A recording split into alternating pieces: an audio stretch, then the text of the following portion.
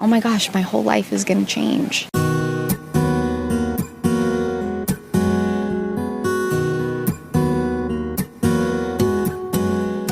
Hello, and welcome to Walk Like a Hebrew, the podcast where we learn to walk out our faith like our Messiah, Yeshua, also known as Jesus. I'm Jody Odell. This is episode number 2, an interview with Jeanette McHenry of Portola, California. This was done at a gathering of Torah-keepers in Northern California just before Thanksgiving in 2019.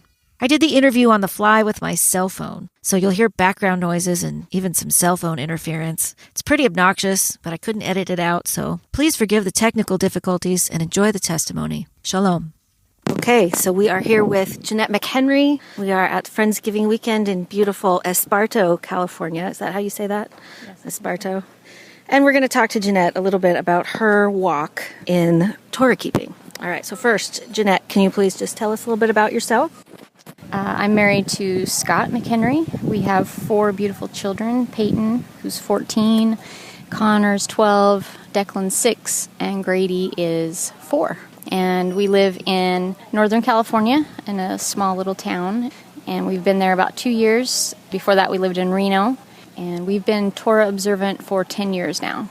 Scott's parents were the ones that kind of introduced us, and they've been Torah observant for 20 years. Excellent. Thank you. So I'm always curious, how on earth did you find yourself here? I mean, first tell me, what was your faith like before Torah? I was raised Catholic, Italian Catholic. So I was the only girl in an Italian home, and we were pretty strict about going to church on Sunday. But I always like to say our Bible never really got opened. It was more of a coffee table ornament. You know, I just knew basic Bible stories, and when I met Scott, I was definitely a believer, but not really practicing. My family's very liberal, so I would say I was a feminist liberal at that time, and Scott kind of was coming from a very religious background. His parents were very strict, and he kind of was pulling away from them at that time.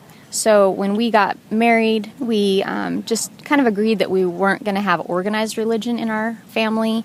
We believed in God, but we just didn't really want that organization part of it. So that's kind of how we were living our life at the time. And we lived together before we were married for a few years. And then after we got married and we had our first child, you know, we were doing well. And then when I got pregnant with my second, I don't know, I went into like a depression and a little pre- and postpartum depression. During that time, I was very unhappy and was actually looking to divorce my husband. At that time, unbeknownst to me, my husband was also feeling very strongly that he wanted to get back to knowing God and was doing a lot of studying and researching on his own. I just started noticing he was watching some weird teachings and just weird things on the TV when I'm in the kitchen cooking, and I'm like, what are you watching? But at the same time, not really interested in what his answers were. So he had a coworker that was very knowledgeable. He liked to study any religion, any ism that he could read about, he did. So Scott and this guy, Jeff, would talk all day at work about religious things.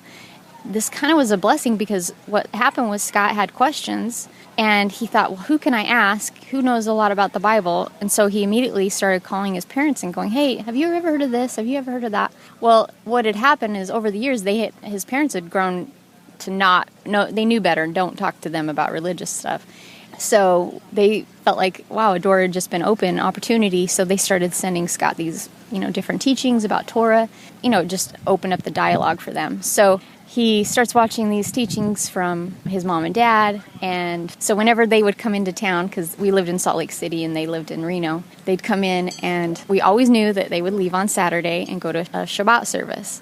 And for some reason, when they came in this time, I was like, hey, do you want to go with them? Mainly because I wanted him just to leave the house. I was like, I want a break, right? So he goes, oh, would you mind? And I said, yeah, go ahead and go. So he leaves and doesn't come and tell me much about it when he comes home. He doesn't really say anything. Well, then they leave. They go back home to Reno. And the next Saturday, he says, hey, do you mind if I go again? And I said, yeah, go ahead. So he goes again. Well, the third Saturday, he asks, hey, I'm going to go again. And for some reason, at this point, I go, well, are you even going to ask me to ever go? And he's like, well, would you? And I was like, well, I'm curious what you're doing. Like, where are you going? So he's like, okay, well, come. So I'm like, okay. So we pack up the 2 little kids and we go. And like I said, I am a feminist liberal at this point, okay? I'm a career woman. I'm working long hours. And I walk into this small little one-room facility. And they all came from a Southern Baptist background, this group. There was about 15 of them. There wasn't a lot. Much older, and like I said, Southern Baptist, and I was like, oh my word, they're going to stone me at any moment, you know? Like, they're going to find out I voted for Obama, right. And they're going to be like, you're in so much trouble. So I'm sitting in this room, the pastor starts teaching, and I'm like, pretty much on my face is like, saying what I think, like, oh my gosh, these people are crazy, like, what is this? After they have the Oneg, and so we're sitting around the table, and they start asking me these questions, like, well, what's God's name? I'm like, God. And they're like, well, that's what he is. What's his name? I'm like, I don't know. Like, and then in my head, I'm thinking, I'm Catholic. Like, I was raised Catholic, right? That's the church. Yeah. Why do I not know this? They're like, well, his name's Yahweh. And I was like, oh, okay. I didn't know that. And he's like, well, what's Jesus' real name? Jesus? And he's like, no, that's, and he gives me the whole history about where that comes from and that his actual name was Yeshua. Anyway, it kind of bothered me because I thought, well, why do I not know this? Right.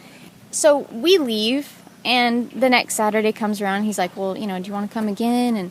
And at this point, I know this sounds really bad, but I'm thinking, I think this is the reason I'm going to divorce him. Now, to backtrack, I know this sounds really bad, but I was raised Catholic, and because of that upbringing, I knew I couldn't just divorce for no reason. Like, right. I can't just divorce, I'm not in love with him anymore, I need a divorce. Like, he was a really good man, good father, good provider. So there's really no reason. I was just in a lot of depression, and I just wanted out. I thought, well, I'll just prove that these people are all crazy, and then that will be my justification for, well, he was in this cult, and that's why I left. So I thought, well, I'm going to just keep going, and I'm going to prove that these people are weird. So I keep going, and basically what happens is every time I would go, they would show me this stuff, and I'd be like, okay, I'm going to go home and study that, and I couldn't prove it wrong. And I just remember thinking, wow, like, because of the Catholic upbringing, I did have conviction of, if God shows you something and you turn away from that, like, you will be held accountable, right? And so I was like, oh no, this is bad. Like, this is going to change my whole life. Like, this is really bad. I'm like, I'm not going to be able to be a liberal anymore, right? I'm like, wow. And so for 6 months, we would go, and on the way home, it was like a 40-minute drive home, I would literally be bawling and just thinking, oh my gosh, my whole life is going to change, and this is going to be really, really hard for me. But at the same time, what was happening was my husband was changing. So I was the more dominant person in our relationship at the time, but he was starting to stand up to me and was like, no, we're going to do this, like this. I want you to honor me. And for some reason, I never realized that that was the kind of man I was looking for. So I was falling back in love with him. Like, I felt like God was speaking to me and saying, like, I've chosen you. This is important. This is special. And so, yeah, I started coming around. It wasn't easy. And I can honestly say in the 10 years, probably the last 2.5 years has really been when it's become more of my walk, where I feel like I'm more spirit-led in it. Because there were years where I knew Torah was totally right. I knew that I would never turn away from Torah. But I used to look at my husband and go, gosh, I just don't feel the spirit in it. I don't know what's going on, but I just don't feel, when I meet my Christian friends, right. I see so much spirit in them. Yes, but in the Torah, I don't see it as much. Yes. But the last 2 years, he's really been so amazing and brought women into my life that have really shown me the Holy Spirit more. And I prayed about it because I kept praying and was like, Father, you've got to help me. Like, I don't want to be legalistic in it. I want it to be because I love you and there's a relationship there. And he's done that for me in the last 2 years. And he's brought women and people into our lives, like this group. I mean, this is just amazing, right? All these friends. And I almost feel like, because I can relate to the not feeling the spirit, but I feel like it's like a study period. It's like where all the kind of the emotion of Christianity is being put on hold so that I can learn. I don't know. That's just kind of how I see it. But yeah, I can completely relate to that. Yeah. Now that you have been walking in Torah for a long time, how have you had to change or rearrange your life? I mean, just something simple, just in order to honor God's commandments.